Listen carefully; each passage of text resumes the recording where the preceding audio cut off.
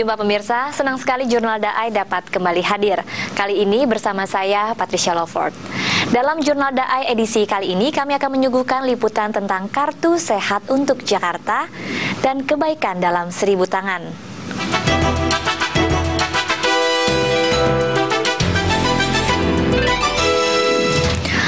Salah satu upaya menuju sistem jaminan sosial nasional tahun 2014 adalah dengan meningkatkan pelayanan kesehatan. Di daerah khusus Ibu Kota Jakarta, hal itu antara lain ditunjukkan pemerintah melalui pengadaan Kartu Jakarta Sehat. Pengadaan Kartu Jakarta Sehat sejak November tahun lalu membuka kesempatan kepada sekitar 4,7 juta penduduk ibu kota untuk mendapatkan pelayanan kesehatan gratis. Mereka adalah 1,2 juta penduduk miskin dan 3,5 juta penduduk rentan. Sekitar 340 puskesmas dan 88 rumah sakit di Jakarta telah ditunjuk pemerintah untuk melayani para pengguna Kartu Jakarta Sehat. Mengimbangi kebijakan ini, pemerintah daerah perlu terus membenah meningkatkan fasilitas, tim medis, dan sistem pelaksanaan yang rapi dengan sasaran yang tepat guna. Jumlah penduduk miskin di Jakarta menurut data Badan Pusat Statistik Pemerintah Provinsi DKI Jakarta pada Maret 2012 adalah 3,69% dari jumlah penduduk. Itu berarti sekitar 363,20 ribu penduduk DKI Jakarta berada di bawah garis kemiskinan. Garis kemiskinan bulan Maret tahun 2012 sebesar kira-kira Rp379.000. Pemerintah Provinsi DKI Jakarta pertama kali meluncurkan Kartu Jakarta Sehat (KJS) pada 10 November 2012. Pemberlakuan Kartu Jakarta Sehat adalah salah satu bagian program unggulan ke-7 dari 9 prioritas pemerintah DKI Jakarta selama pembangunan jangka menengah sampai 2017 nanti. Rencananya, pemerintah DKI Jakarta akan memberikan kepada total 4,7 juta warga ibu kota. 4,7 juta warga ini adalah mereka yang berada di bawah angka kehidupan layak. Jadi, tidak hanya mereka yang dianggap miskin dalam perhitungan Badan Pusat Statistik, tetapi setiap warga yang memang sangat membutuhkan pelayanan kesehatan namun kurang mampu. Secara spesifik menurut Dinas Kesehatan, yang termasuk di antara mereka yaitu 1,2 juta penduduk miskin dan 3,5 juta penduduk rentan. Ya, KJS itu adalah Kartu Jakarta Sehat ya, sebuah kartu jaminan pemeliharaan bagi masyarakat DKI Jakarta yang diperuntukkan bagi masyarakat miskin dan rentan. Kalau kita lihat angka yang ingin kita bidik adalah sekitar 4,7 juta jiwa. Itu yang akan kita lakukan untuk kalau dia sakit, itu yang akan kita protek di sana. Kartu Jakarta Sehat dibagikan secara bertahap. Tahap pertama, sebanyak 3.000 kartu, dilakukan pada November hingga Desember 2012. Wilayah yang menjadi sasaran tahap pertama antara lain yaitu Tanah Tinggi, Bukit Duri, Manggarai, Pademangan, Marunda, dan Tambora. Nah, sebetulnya nggak ada prioritas, nggak prioritas. Jadi selama masyarakat tadi masuk di dalam kategori miskin dan rentan, dia berhak mendapatkan kartu itu dan dia berhak mendapatkan pelayanan yang bagus. Kemudian kita lihat dari daerah-daerah tadi, mana daerah yang banyak masyarakat yang kurang mampu ya, masyarakat yang miskin. Kalau kita lihat dari kunjungan Kartu Jakarta Sehat itu yang terjadi kenaikan yang sangat signifikan dibandingkan dengan kota madya yang lain adalah Jakarta Utara dan Jakarta Barat. Untuk memantau pelaksanaan penggunaan Kartu Jakarta Sehat ini, pihak Dinas Kesehatan melakukan berbagai upaya, antara lain seleksi dan verifikasi. Seleksi dan verifikasi mulai dari tingkat puskesmas penting untuk memastikan penggunaan Kartu Jakarta Sehat yang tepat sasaran.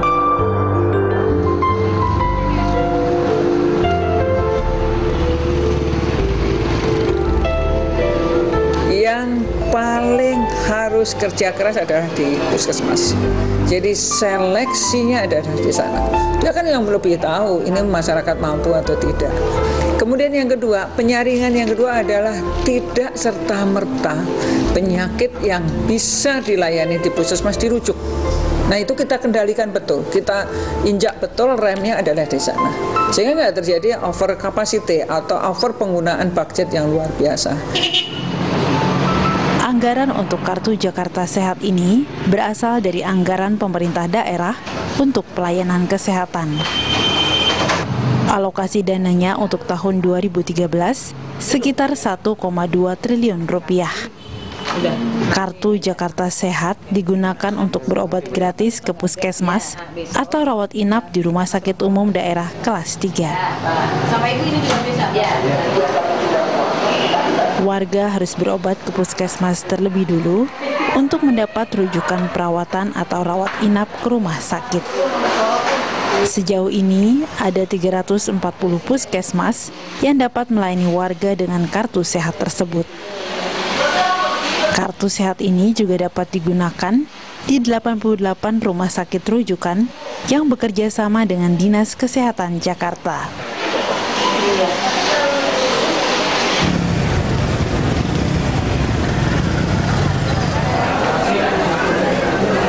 Kami mengikuti perintah atau kebijakan Dinas Kesehatan tentang penerapan persyaratan administrasi untuk program Jakarta Sehat ini. Jadi bagi pasien yang mau berobat ke Rumah Sakit Tarakan Jakarta ini, dia wajib melengkapi satu, yaitu kartu Jakarta Sehat sendiri. Bagi yang belum menerima atau mempunyai kartu Jakarta Sehat, dia harus menunjukkan KTP DKI Jakarta. Di luar itu, yang bersangkutan kalau dia berobat ke Rumah Sakit Tarakan ini harus membawa surat rujukan dari puskesmas. Suami kan divonis dapat tumor, katanya harus segera dioperasi, sedangkan operasi biaya kan mahal. Terus saya minta rujuk aja dari puskesmas, katanya dapat gratis gitu. Yang penting ada KTP sama surat rujukan aja gitu. Ya alhamdulillah setelah dari tes darah, dari tes urin semuanya ada obat juga udah dapat gratis. Sangat membantu sekali ya gitu, dari biaya gitu-gitu. Cuman asal kita mau sabar aja. Awalnya sih saya sebulan yang lalu itu sakit perut, cuman kan nggak tahu. Saya berobat ke puskesmas terdekat, ternyata tuh 1 minggu diobati di sana itu tidak sembuh-sembuh. Akhirnya dirujuk ke Rumah Sakit Tarakan. Tapi setelah sampai Rumah Sakit Tarakan, saya dirujuk ke kebidanan. Ternyata ada miom. Sama sekali tidak keluar sesen pun. Paling mungkin hanya yang di luar dari rumah sakit ya, seperti perbano pasca operasi itu kita boleh beli di luar, boleh beli di rumah sakit. Menurut data Dinas Kesehatan, sejak diberlakukan Kartu Jakarta Sehat, jumlah pasien mengalami peningkatan. Sepanjang tahun 2012, tercatat 3,3 juta kasus yang menggunakan kartu Jamkesda dan Kartu Jakarta Sehat. Jumlah pasien pengguna bantuan layanan kesehatan sepanjang tahun sebelumnya, tahun 2011, sekitar 2,7 juta. Berarti terjadi kenaikan 600.000 kasus. Menurut Dinas Kesehatan, kenaikan ini cukup besar. Mengingat biasanya rata-rata kenaikan per tahun adalah 200.000 kasus. Dengan Kartu Jakarta Sehat, masyarakat semakin berani memeriksakan diri dan semakin banyak kaum marginal yang terlayani dalam bidang kesehatan. Jadi yang dirawat jalan sebelum program Jakarta Sehat diberlakukan, itu pasien kami itu sekitar 700 sampai 800 pasien per hari. Sekarang mendekati antara 1.000 sampai 1.200 pasien per hari untuk rawat jalan. Sedangkan untuk pasien yang dirawat inap, sebelum program Jakarta Sehat ini pasien kami itu sehari antara 300 sampai 350. Sekarang rata-rata per hari antara 350 sampai 400 pasien per hari.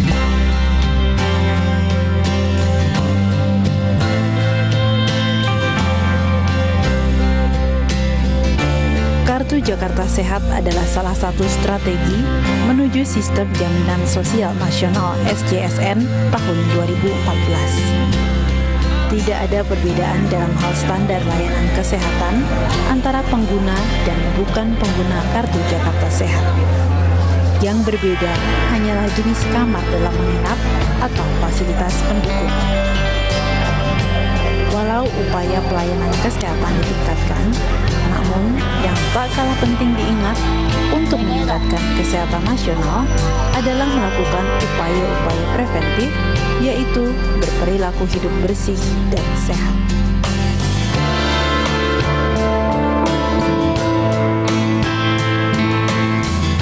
Gerakan tarian 1000 tangan mengundang kekaguman banyak orang yang menyaksikannya. Di balik keindahannya, tarian ini mengandung makna filosofi tentang besarnya welas asih yang mendatangkan banyak kebajikan. Dalam acara Ramatama Tahun Baru di Aula Cingse, tarian 1000 tangan diperagakan oleh para siswi SMP Cinta Kasih Suci Cengkareng.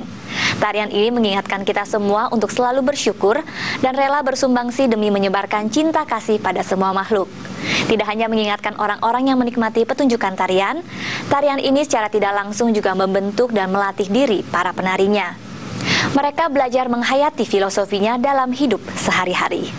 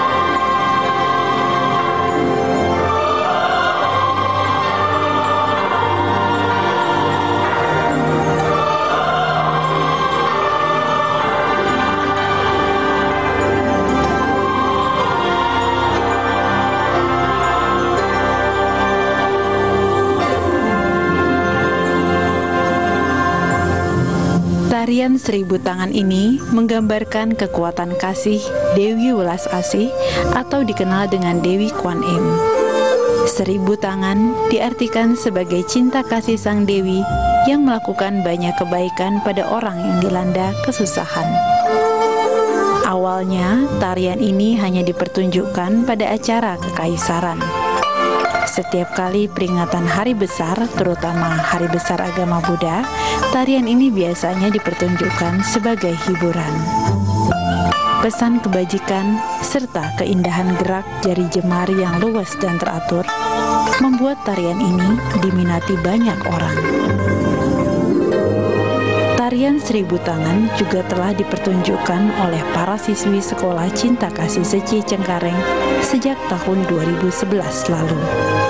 Sebanyak 20 siswi kelas 8 mengambil bagian untuk mementaskan tarian tersebut.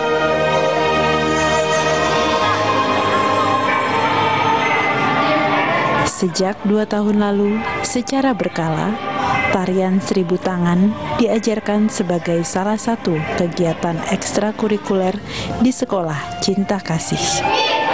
Lalu, jika menjelang sebuah pementasan, latihan dilakukan lebih sering. Biasanya, latihan dilakukan 3 kali dalam seminggu seusai kegiatan belajar mengajar. Itu karena dari awal sebelum ada sering pentas itu memang ada latihan, hampir setiap hari latihan karena awal-awal mereka juga belum ada basic tari sehingga latihan itu sangat sering sekali dilakukan. Begitu. Jadi dari olah tubuh, pemanasan dulu, gerakan dasarnya sampai gerakan formasi dan pecah formasinya pun juga ada bagian yang di situ.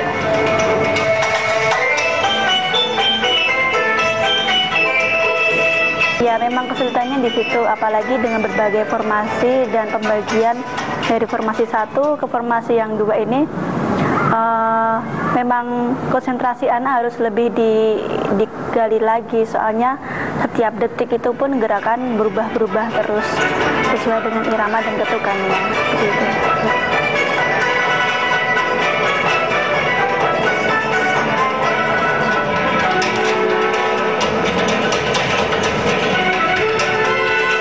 Para siswa penari ini berasal dari berbagai latar belakang, karakter, ras, budaya, dan agama yang berbeda. Namun, mereka ditempa untuk saling menghargai dan bersatu hati. Dibutuhkan kekompakan dan keteraturan untuk menciptakan sebuah keharmonisasian dalam gerakan 1000 tangan. Kesatuan hati para penari diperlukan untuk dapat menyelaraskan gerak maupun nada. Bahkan juga tidak hanya di antara para penari. Kesatuan hati dan keakraban yang tulus juga terjalin di antara guru yang melatih dan para murid. Bertanggung jawab dalam melakukan hal ini, terus juga disiplin. Kita harus datang tepat waktu, terus juga kita harus menjaga kekompakan. Jadi kita bisa lebih melatih kerjasama, kan ini tim ya kan, jadi bisa kerjasama antar teman, terus belajar biar nggak egois, belajar sabar juga kalau latihannya lama, sama belajar tanggung jawab. Di sini saya merasa sedikit senang karena dari sebelumnya mungkin keakraban saya dengan murid pun juga terbatas di antara guru dan murid. Nah, di sini kita bisa saling sharing, bisa saling bertukar pikiran.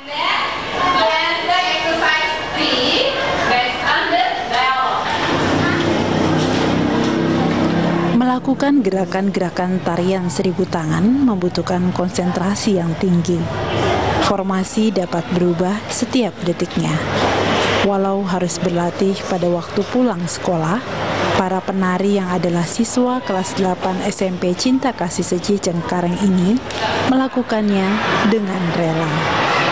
Sikap berkonsentrasi juga mempengaruhi kebiasaan di kelas untuk berkonsentrasi pada setiap mata pelajaran.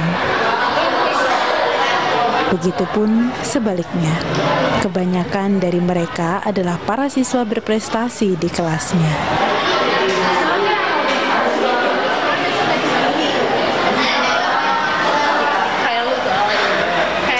Berlatih tarian 1000 tangan secara teratur selama sekitar 2 tahun ini, tanpa terasa juga turut mempengaruhi perilaku para siswa.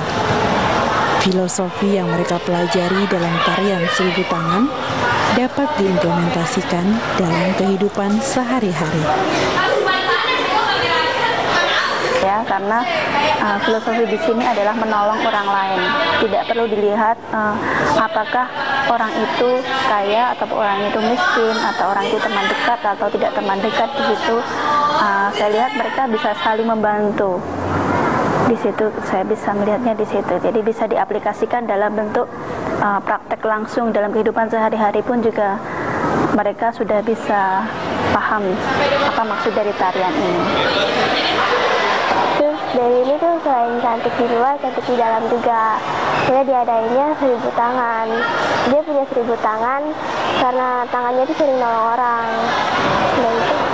Terus darinya itu juga sering ngebantu orang kan, di mana-mana sering bantu. Kadang kalau saya suka berdana gitu kan biar dapat pahala gitu istilahnya.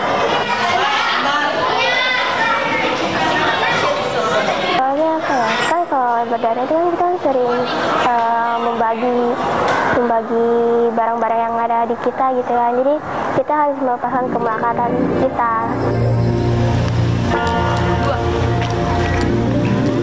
Karena mungkin tariannya juga kan, yang tarian itu kan melambangkan apa sih, kayak kebaikan gitu, menolong kan.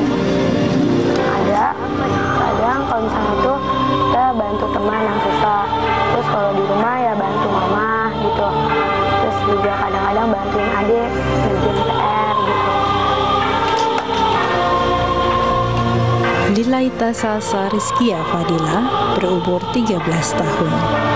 Selain berprestasi di kelas, Salsa juga berprestasi di bidang olahraga voli.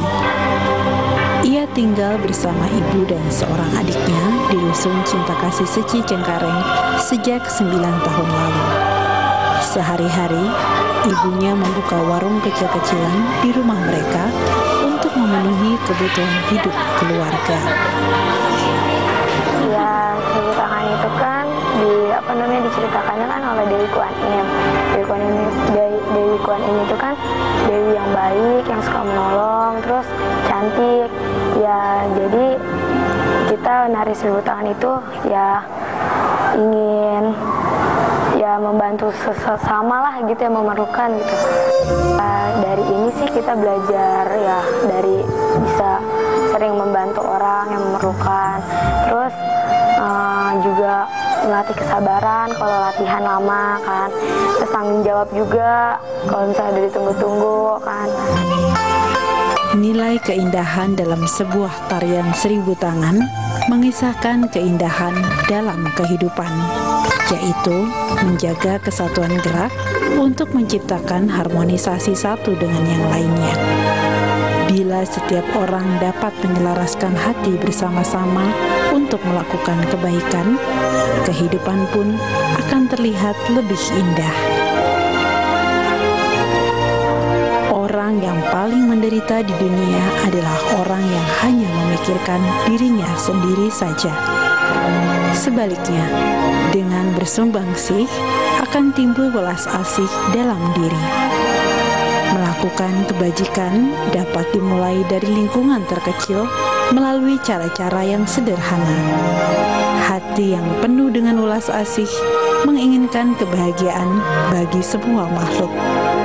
Hati yang penuh welas asih melahirkan tekad untuk menciptakan kehidupan yang lebih aman dan damai.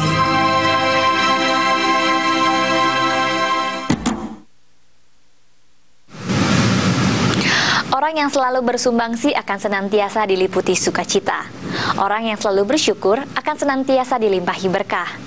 Jadikan hidup penuh makna karena setiap peristiwa mengukir sejarah.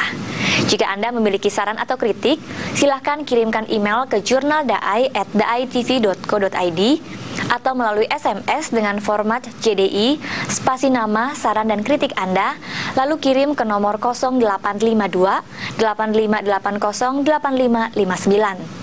Akhirnya saya Patricia Lowford mewakili seluruh kerabat kerja Jurnal Daai mengucapkan terima kasih atas perhatian Anda. Sampai jumpa.